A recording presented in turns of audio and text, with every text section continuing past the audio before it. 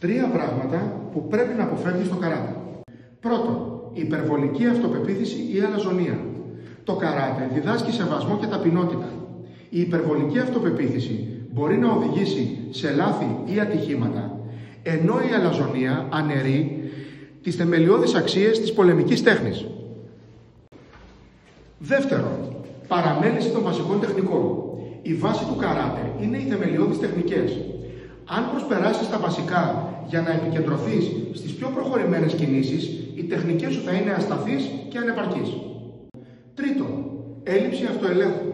Το καράτε απαιτεί πειθαρχία και αυτοέλεγχο, τόσο στη σωματική όσο και στη συναισθηματική πλευρά. Η βιασύνη, η επιθετικότητα ή η έλλειψη προσοχής μπορεί να θέσουν εσένα ή τους συνασκούμενους σου σε κίνδυνο. Αν έχετε να προτείνετε κάτι εσείς που πρέπει να αποφεύγουμε στο καράτε, γράψτε μας στα σχόλια.